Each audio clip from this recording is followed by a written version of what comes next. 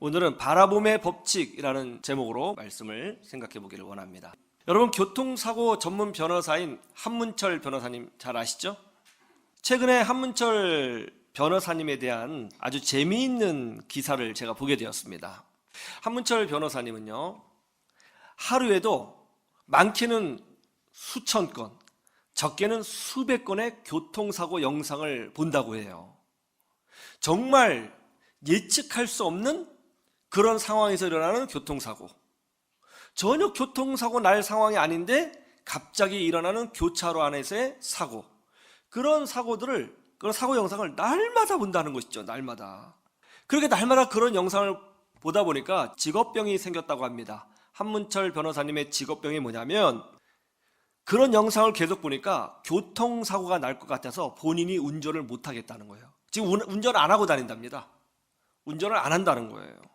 너무 예측할 수 없는 사고가 많이 일어나니까 못하겠다는 거예요. 운전대만 잡으면 너무 무섭다는 것입니다. 그리고 재미있는 것은 횡단보도를 건너갈 때에도 혹시나 사고가 날 수 있으니까 전봇대 뒤에 이렇게 숨었다가 좌우를 살펴서 아무것도 없는 것이 확인되면 싹 건너간다는 거예요. 이 이야기를 들으면서 이런 생각을 했습니다. 역시 사람은 보는 것에 지배를 받는구나. 음란한 영상을 계속 보는 사람은 음란한 영에 사로잡히게 됩니다. 폭력 영화를 반복적으로 시청하는 아이는 그 폭력의 매력을 느끼게 되고 그 폭력에 끌려가게 되어 있죠. 폭력 게임을 날마다 즐기는 아이는 이 게임과 현실을 제대로 구별하지 못하는 착각에 빠지게 되고 실제로 게임에 일어났던 일을 현실 속에서 해보고 싶은 충동에 빠지게 됩니다. 실제로 몇 년 전에 미국에서 그런 일이 일어났죠. 총으로 사람을 죽이는 게임에 빠진 한 아이가 진짜 집에 있는 총으로 자기 부모님을 쏴버렸어요. 너무 끔찍한 일이죠. 여러분, 이 사건 TV에 나오지 않았습니까? 사람은 참 단순해요. 사람은 보는 것에 지배를 당합니다. 왜 아담과 하와가 하나님의 명령을 어기고 선악과를 따먹었죠? 욕망의 마음을 품고 선악과를 바라봤기 때문이죠. 그래서 성경에 뭐라고 기록되어 있습니까? 여자가 선악과를 보니까 먹음직하고 보암직하고 지혜롭게 할 만큼 탐스러운지라, 그렇게 기록되어 있죠. 사람은 바라보는 것에 끌려가게 되어 있습니다.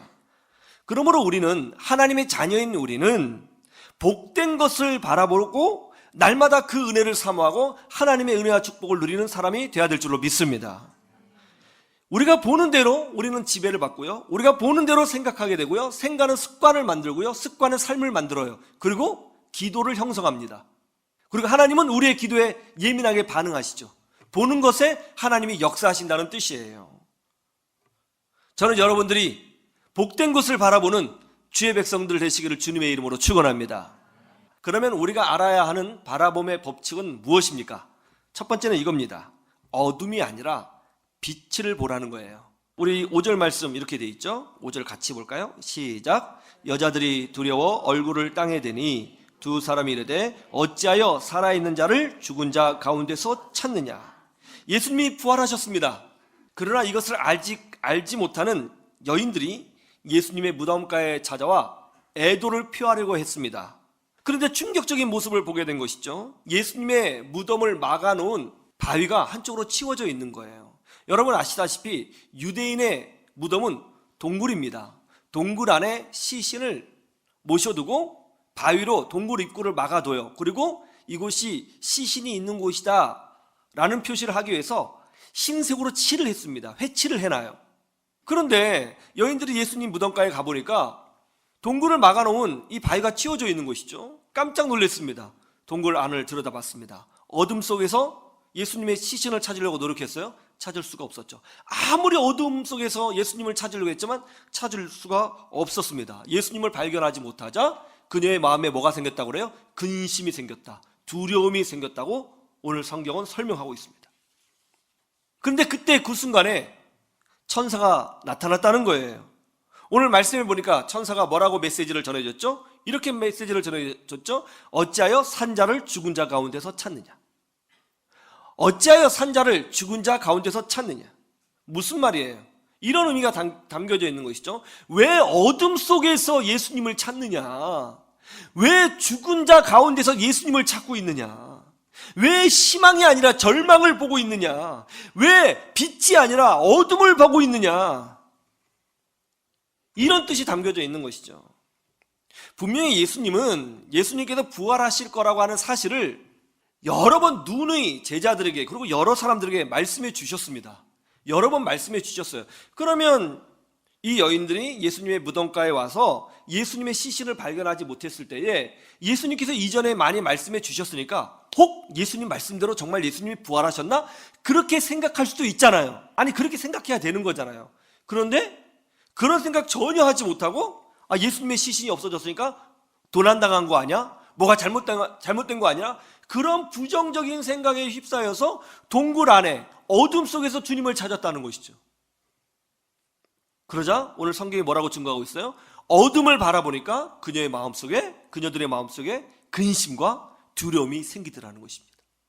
어둠을 보니까 그녀들의 마음에 어둠이 임하더라는 거예요. 하나님은 우리가 어둠이 아니라 빛을 보며 사는 사람이 되기를 원하십니다. 우리가 어둠을 보면 우리 안에 어둠이 임하게 되어 있어요. 우리가 부정적인 것을 바라보면 우리 마음에 부정적인 것이 임하게 되어 있습니다. 그러나 우리가 빛을 바라보면 우리 영혼 안에 빛이 임하는 것을 경험하게 되죠. 긍정적인 것을 바라보면 그 안에 역사하시는 하나님께서 주시는 희망을 우리 심령에 채워넣을 수가 있게 되는 것입니다. 엄마의 말투를 바꾸면 아이는 행복해집니다 라는 책에 보니까 이런 내용이 있더라고요. 어린아이가 걸음마를 시작해서 걸음마를 완성, 즉 제대로 걸을 때까지 몇 번 넘어지느냐, 학자들마다 다르지만 대략 2,000번에서 3,000번 넘어진다고 해요. 때로는 앞으로 꼬꾸라지기도 하고 때로는 뒤로 발라당 넘어져서 머리를 바닥에 쿵 하고 찍기도 하고, 그리고 옆으로 넘어져서 손이 삐끗하기도 하고, 그렇게 2,000번에서 3,000번 넘어진다는 거예요. 엉덩방아는 아주 애교 수준이죠. 그러면 아이는 안 아플까요? 아이도요, 심리학자가 말을 하는데 이 넘어질 때 두려움을 느낀답니다. 그리고 다음에 또 넘어지면 어떡하지? 다 안다는 거예요. 넘어지면 아프고 다칠 수 있다. 다 안다는 거예요. 두렵다는 거예요. 그럼에도 불구하고 3,000번을 넘어져도 아이가 또 일어나고 또 일어나고 계속 걷는 연습을 하는 이유가 뭐냐? 그것은 바로 엄마의 사랑과 격려 때문이라는 것입니다. 아이가 계속 넘어질 때 엄마는 아이고 아프지 하면서 위로해주면서 그래 한번 걸어볼까? 걸음마 그럼 한 걸음 걸으면 걸었어 아이고 잘했어 그러면 그것 때문에 애가 또 일어나고 엄마 표정 보면서 또 일어나는 거죠. 예?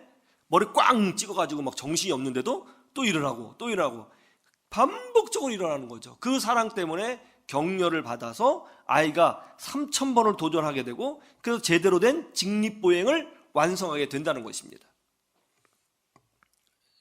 그럼 엄마는 왜 3,000번이나 실패하는 이 아이를 보고 응원해주고 격려해주고 사랑해주는 것일까요? 그 이유는 단순하죠. 아이를 사랑하니까. 그죠? 엄마의 눈에는 아이의 실패가 카운팅되지 않는 거예요. 아이의 실패가 눈에 들어오지 않습니다.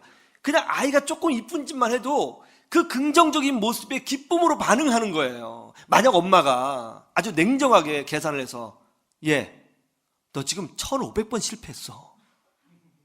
정신 못 차리겠어? 어떻게 1,500번 넘어지는 거야. 너 한 번만 더 넘어지면 너 집 나가야 된다. 알았어? 아니면 또 넘어졌어? 알았어. 팍 때려요. 그러면 애는요 못 걸어요. 못 걷습니다. 걷는 기적을 만들어낼 수가 없어요. 그러나 어떻게 해요? 겨우 한 발짝 걸으면 걸었다고.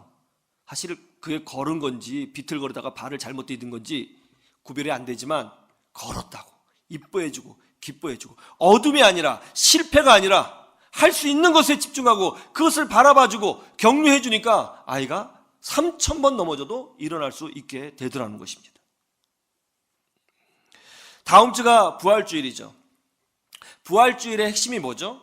부활주일의 핵심이 이거예요. 죽음이 생명이 되고 절망이 희망이 된 사건. 그렇지 않습니까? 여기에 우리의 신앙의 원리가 있어요.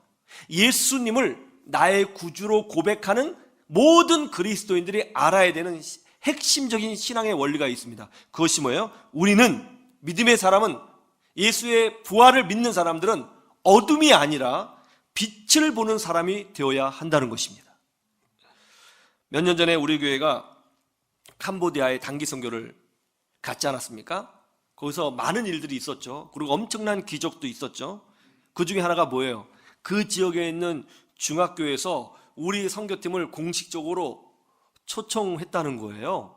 그리고 학교 수업을 멈추고 우리 선교팀이 운동장에서 선교 행사를 보여주고 전교생이 운동장에 나와서 우리 선교팀이 하는 이 선교 공연을 봤다는 것이죠. 그리고 놀라운 것은 거기 불교 국가잖아요. 거기서 복음을 전할 수 있었다는 것이죠. 기적 같은 일이죠. 이것 때문에 기석창 선교사님이 선교하고 있는 선교센터에 청소년들이 몰려오기 시작하고 또 사람들이 몰려오기 시작했다는 것입니다. 여러분, 이런 것들은 우리가 계획한 일이 아니에요. 준비된 일이 아닙니다. 예측하지 못했던 일이에요. 하나님이 아니고서는 설명할 수 없는 일이죠. 여러분, 하나님이 우리와 함께하고 계심을 믿으시기를 주님의 이름으로 축원합니다. 처음에 기석창 선교사님이 이제 그 지역 가서 선교를 할 때에 아무것도 없는 허 벌판에 텐트를 쳐놓고 시작을 했다는 거예요. 그럼 뭐 전에 이제 같이 활동했던 선교사님도 좀 부정적으로 이렇게 생각을 하고 말을 했다고 합니다. 그런데 제가 이제 우리 기석창 선교사님 만나보니까 다른 능력이 아니고 어떻게 보면 약간 독특한 능력인데 또 바라보는 능력이, 뭔가를 바라보는 그런 열정과 에너지와 능력이 있는 것 같아요. 단기 선교 갔을 때 이제 기덕창 선교사님이 저를 데리고 다니면서 반복적으로 여러 번 얘기한 것이 있는데 뭐냐면요, 거기 가면 이제 우리 갔을 때 나무로 지은 예배당하고 몇 개의 건물이 있었거든요. 제게 그러는 거예요. 목사님, 이 자리 보이세요? 이 자리에 초등학교가 들어설 거고요. 여기 초등학교 보이시죠? 보이긴 뭘 보여요? 아무것도 없는데. 여기 있고요. 저쪽에 건물 세울 거고요. 여기 뭐 세울 거예요? 그거를 한 열 몇 번 얘기한 것 같아요. 반복적으로. 여기 계속 똑같은 얘기를. 그래서 제가 듣기로 여기 완전히 선교사님이 빠져 있구나. 완전히 빠져 있구나. 그런 느낌이 들었거든요. 예? 그 한편으로는 이 될까? 솔직히 그런 생각도 들었어요. 그런데 어떤 일이 벌어졌어요? 보니까 정말 그 선교사님이 바라봤던 바로 그 땅에 초등학교가 세워졌다는 거예요. 그리고 아이들이 몰려와서 복음을 듣고 말씀을 듣고 공부하고 있다는 거예요. 여러분, 이게 정말 놀랍지 않습니까?